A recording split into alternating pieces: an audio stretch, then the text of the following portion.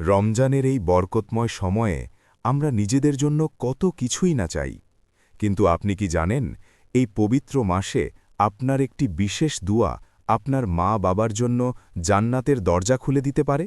বিশেষ করে এই মাগফিরাতের 10 দিনে তাদের জন্য ক্ষমা প্রার্থনা করার গুরুত্ব অপরিসীম। মা বাবার ত্যাগ ও আমল। মা বাবা হলেন দুনিয়াতে আল্লাহর সবচেয়ে বড় নিয়ামত। তারা নিজেদের সুখশান্তি বিসর্জন দিয়ে আমাদের বড় করেছেন।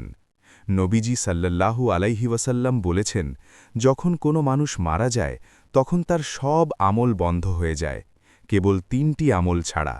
তার মধ্যে একটি হল সুসন্তান, যে তার মৃত মা বাবার জন্য দুয়া করে। আপনার দুয়াই পারে তাদের কবরের আযাব মাফ করাতে। কুরআনের শিক্ষা ও দুয়া।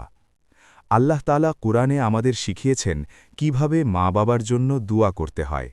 সূরা বনী ইসরাইলের ২৪ নম্বর আয়াতে বলা হয়েছে, রব্বির হামহুমা কামা রব্বায়ানি সাগীরা, অর্থাৎ, হে আমার প্রতিপালক, তাদের উভয়ের প্রতি দয়া করো, যেমন তারা আমাকে শৈশবে দয়া ও স্নেহে লালন পালন করেছিলেন। এই দুয়াটি রমজানের প্রতিটি মুহূর্তে পড়া অত্যন্ত জরুরি। মাগফিরাতের সুযোগ। মাগফিরাতের এই 10 দিন হল ক্ষমা চাওয়ার শ্রেষ্ঠ সময়। নিজের গুনাহ মাফের পাশাপাশি মা বাবার জন্য বেশি বেশি ইস্তেগফার করুন। আল্লাহুম্মাগফিরলি ওয়ালি ওয়ালিদাইয়া। আপনার চোখের পানি এবং আকুল আবেদন হয়তো মহান আল্লাহ কবুল করে নেবেন এবং তাদের জীবনের সব ভুলত্রুটি ক্ষমা করে দেবেন। বিশেষ করে ইফতার এবং সেহরির সময় এই দুয়াগুলো বেশি কবুল হয়। জীবিত ও মৃত মা বাবার জন্য দুয়া। আপনার মা বাবা জীবিত থাকলে তাদের খেদমত করুন এবং তাদের নেক হায়াত ও সুস্থতার জন্য দুয়া করুন।